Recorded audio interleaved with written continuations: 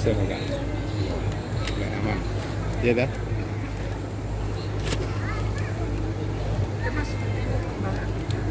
Iya mas.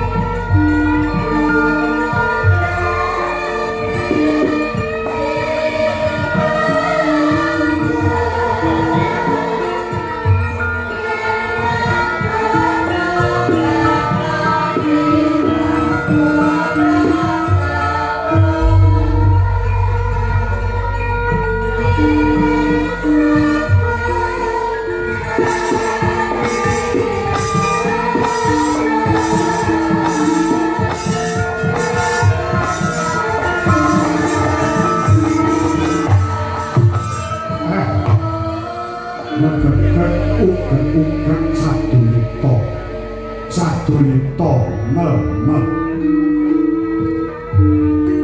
mugi katentreman karahayon keselamatan tansah sumangkang kang sarta sumanding dumateng kita sami ingkang angka pisan tanlir wong ngagungake rasa puji syukur kang jero mangkurbaning Gusti ingkang maha welas kang sarta maha kasih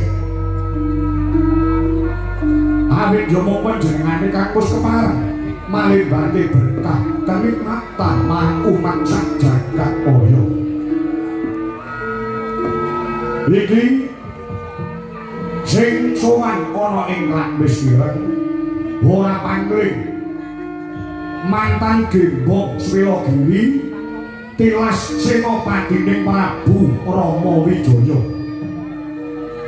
Senggana ya Anoman padha becik saketamu Anoman inggih Kyai Lirboyo Lir sansaya sowan kula boten wonten arangan sunggal menapa kepareng kula ngaturaken pangabekti mugi kunjuk sandhep padha paduka Kyai Semar Badramaya oh iya wis satampa bener becik akarya Gombong Birawa jroning nala ora liwat pangestu wae tanpa ngono Anoman inggih kula pun disangga jemati kesan kula mugi pangestu paduka saged handayani dumateng para kawula sak jagat raya Kyai sawise satata lungguhmu asak keringetmu dina samengko margage matura kelawan Semar nitik saka lekering Madonna Jaiting Netra kang sarta tepunging Bimba ana bab ingkang bakal babarake kelawan Semar Badramaya inggih waleh-waleh menapa Kyai mboten wonten ingkang kula suwun keterangan kejawi namung paduka Kyai Semar ingkang minangka dados danyang kang sarta sesepuhe wong sak Jawa kowe njaluk weruh perkara apa Kyai rehne kula menika nadyan wujud wanara sampun pinercaya dados brahmana utawi dados pendhita monggo brahmana menika ndarbene wajib memayu ayuning bawana sageta jagat menika ayom-ayom tentrem monggo Kyai kalenggan samangke mbok menawi Kyai Nayantaka mangertos kang sarta sumuruk jagat menika nembe kelangan katentreman karahayon beda penemu dadi padu beda gagasan dados pasulayan kepara wonten sak meneh kalih negari ingkang samya peperangan ingkang dadosaken srana goleh rungeh tumraping para kawula sak jagat raya dados boten-boten ingkang kula suwun katerangan kejawi namung paduka Kyai Semar Badramaya jagat menika nembe kelangan katentreman lan karahayon menika dipun sebabaken saking menapa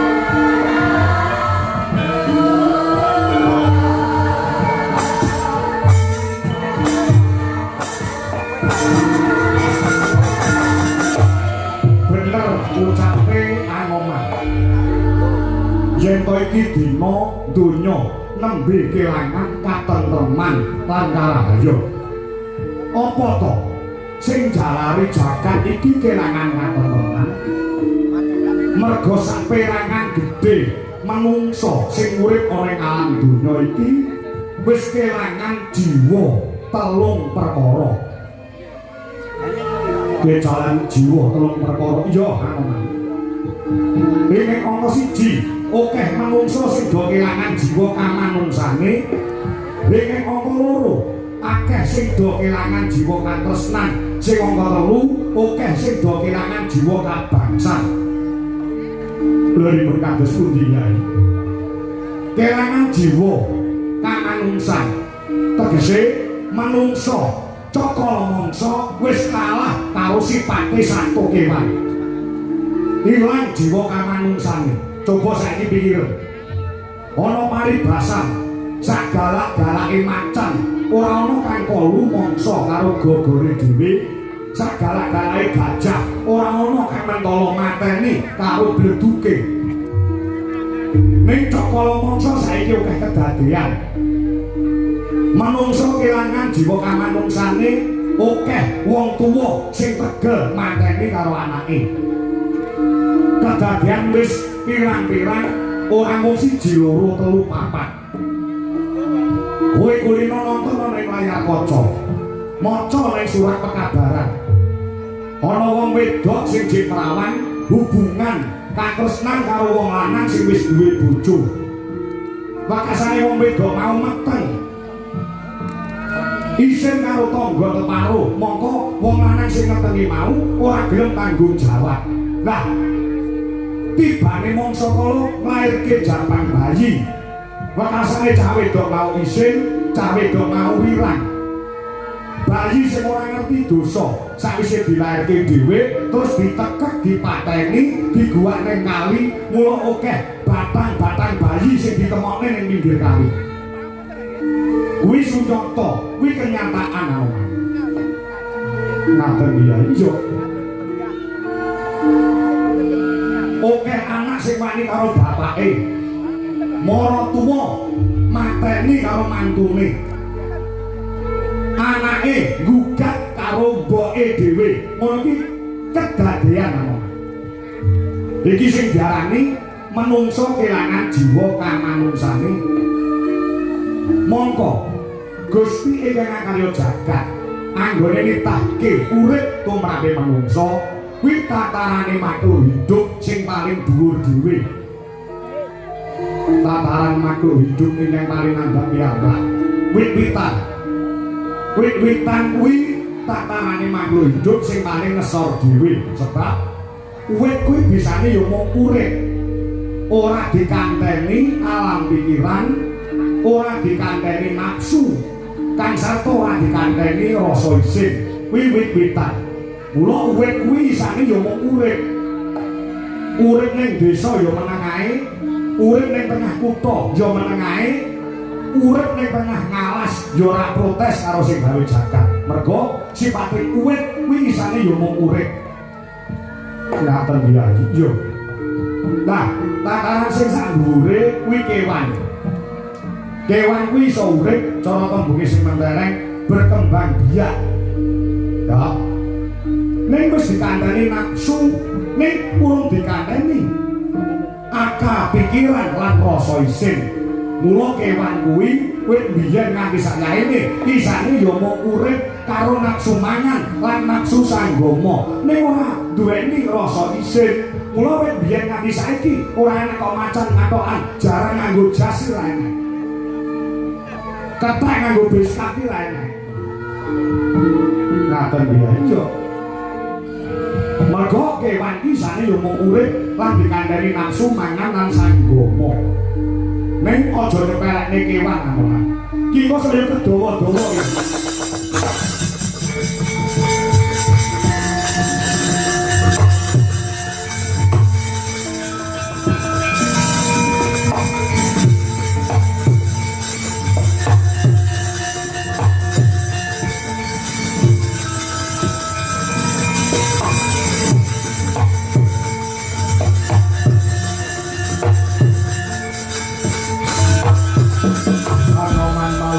Sampun prateng-witeng naga sari molan mangandha panodya yu kurokake sing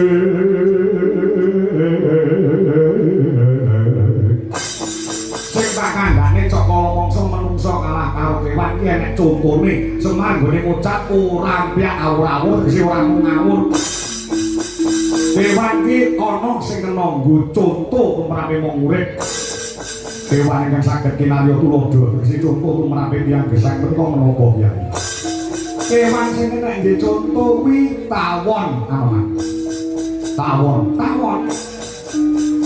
ki kena nggo conto manungsa sebab apa tawon ki ngasilke madu kuwi kanggo bebrayan uripe makhluk liyane klebu manungsa pengen jamu pengen sehat awake nganggo madu sing dihasilke karo tawon kok tau njaluk dhuwit manungsa mergo wis ngasilke madu ning ora tau ngaten Kyai.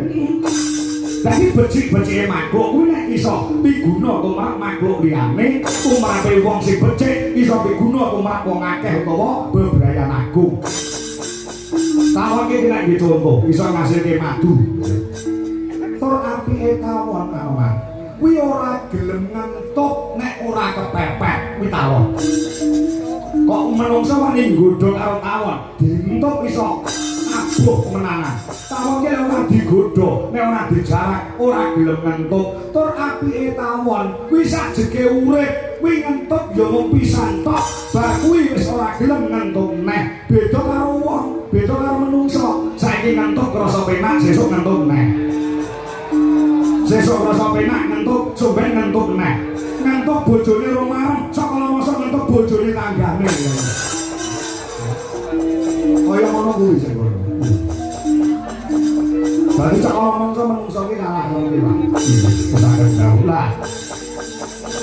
Sing angka loro. Kelangan jiwa. Katresnan dudu tresnane wong lanang karo wong wedok. Ning tresnane padha-padha menungso, padha-padha makhluk ing pangeran sing diarani menungso. Beda nemu padu, beda gagasan pasulayan. Sakala masa gembeng kae beda sing dicoblos kuwi adu jotos, beda pilihan wekasane nang mangan karo tangga. Ono iki pirang-pirang kedadean. Iki sing diarani kelangan jiwa katresnan. Lah ingkang angka 3 kelangan jiwa kabangsan. Ngerti nek sasi Agustus ki mengerti dina kamardikane negara Nuswantara. Iki sakala mangsa akeh para kawula ki kon masang gendera ning arep omah, kuwi ora diuber-uber karo RT RW, ora diuber-uber karo kami tuane. Sakala mangsa lali kon masang gendera kanggo ngurmati para pahlawan Kusuma Bangsa sing wis gugur belani negara. Iki saengga negara Indonesia iso merdeka. Kuwi sakala mangsa lali. Ora diuber-uber karo kami tuwa, karo carek karo lurahe. Ngaten ya iya. Dunia ngestaken dawuh.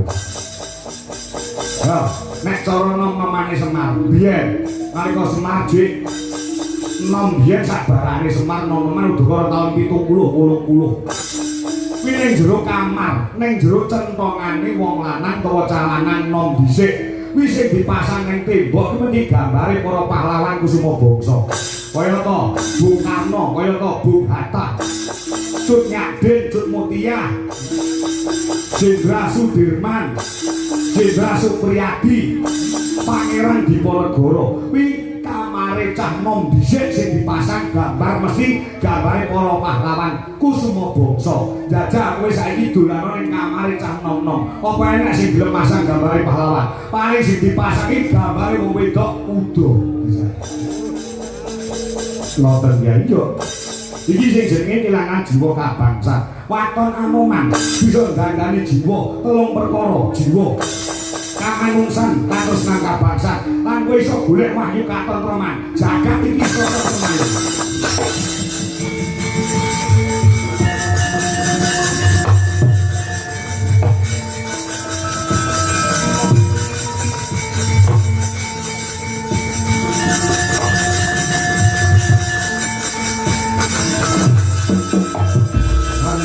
Kayu gekonori sang Rama daya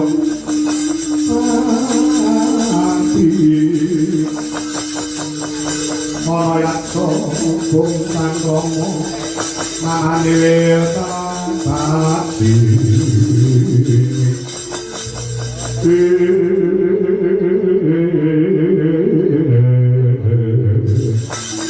waduh ya padang tetarangan rasi manah kula midhang cadalipun Kyai Semar Badramulya sadidine lumangking panci pangklong kepapane mobor sewu Kyai kalenggan samangipun nyuwun pamit nyuwun tambahi pangestu teh kula rene kula menika pinitaken dados brahmana utawi pendhita nadene wajib memayu hayuning bawana pangkula nyuwun pamit badhe Bupati Kumuruning Panyukan Tenteman saged handayani katentemaning jagat kanthi regu ing kalbu muga-muga Gusti sampani langkung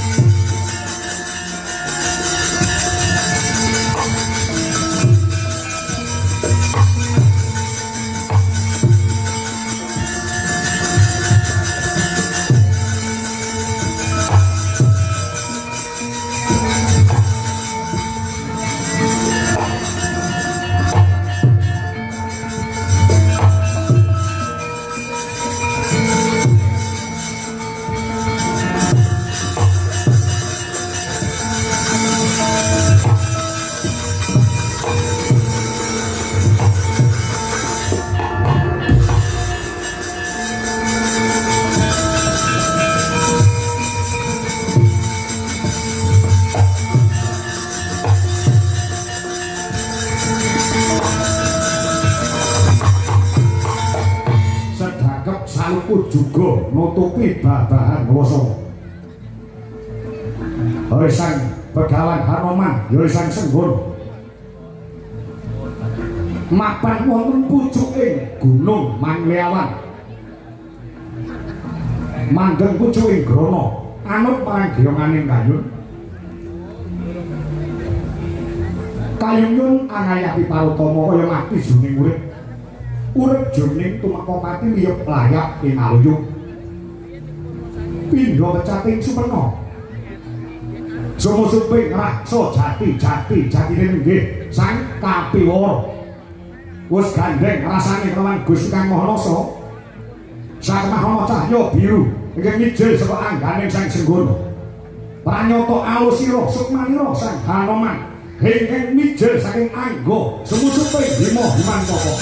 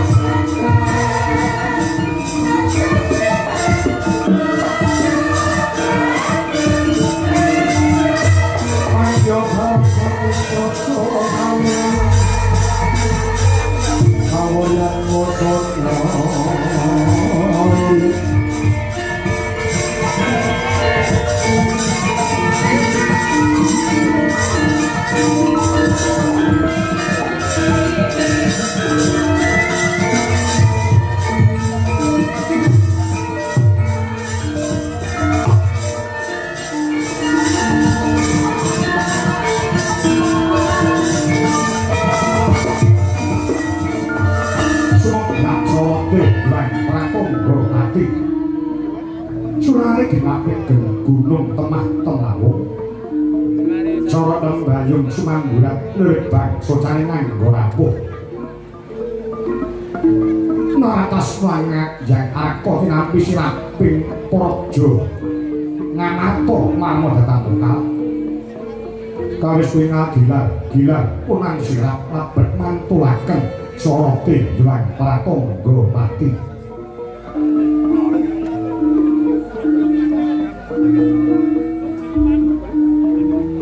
kaya nyebut asmaning Gusti ning Maha Welas kang sarta Maha Asih kamurwani narap buka ning negari pundhita ing minangka dadi panggonaning carita pamangka kawanani gumlaring Praja Ngamarta ya sinebut ing negara Indra Prasta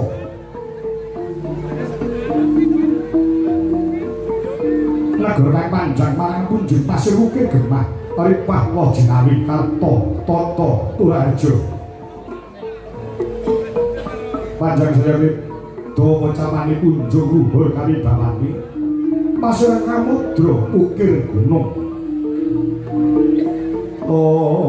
tulus kang sarwa dinandur jinawi murah kang sarwa dimuku gemah katondo para kawula kang sawilang dagang lalaran rahipun dalem ing lurus-lurus datang wonten pedhote labet tamono sang sayang bedalan Aripah jampo monceng ing samya gegriya wonten sampeting negari ketika jejer Habib bin Aben cukit tepung taritis papan wiyar temah rupak saking gemah ranjane praja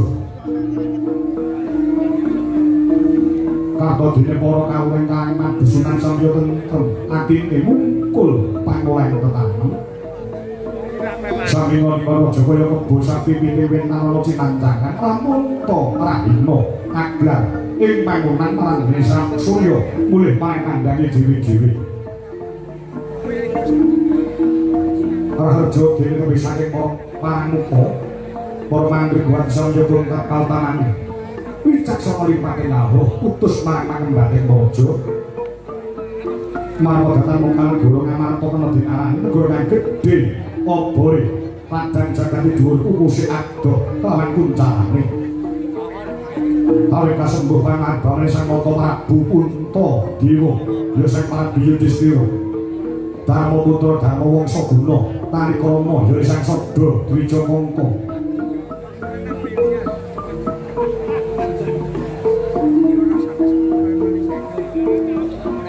nalika semana pepak sagering para kadang Pandhawa ing sandyangan nggih Radyan Werkudara Jodipati Arjuna Madukara dalasan ingkang mungguing kontak Satya Kembar mangkula sedhiwa ing ngumpulaken pasibane para wadyabala Ngamarta pegamber lapar kongsi doyong pancak suci alun-alun dereng antos kawijaya pangandhane sang Mata Punta Dewa Kasaro Prataniya sang Remban Begawan Druna dalasan mati hale sing muni kadonya wicara cerak saya den arak-araken sigra pinarakaken renggah nenggih sandah Hyang Durna lan perkira mati sing muni kidung pendhek minangka paramita kang meta sang nata harsa medhar sadha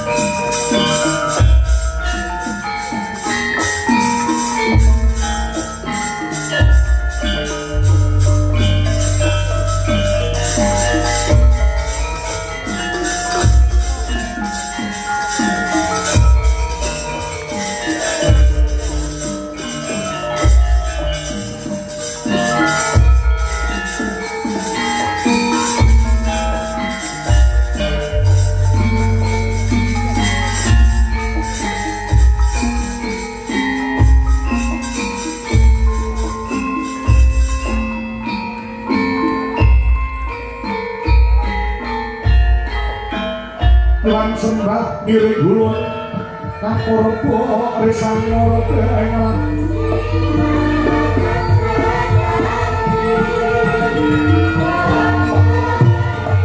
ing sahananing kahangan sehingga asing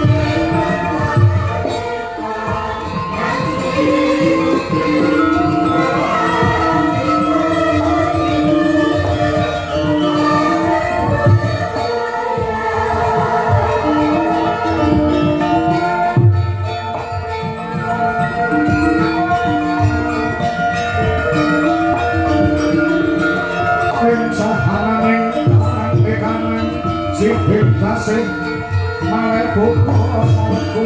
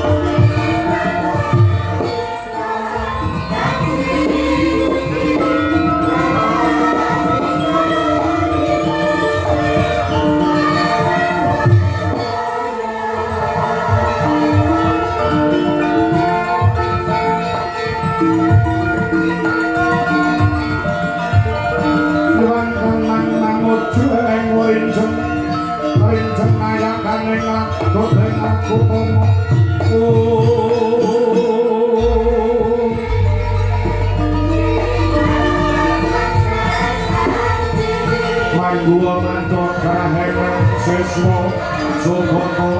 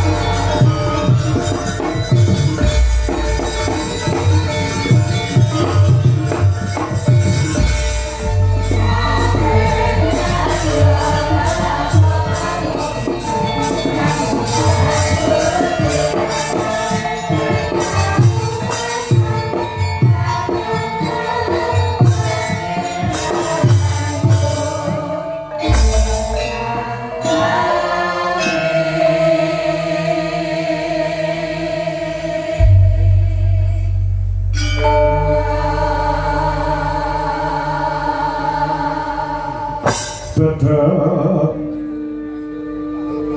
tidem pergarane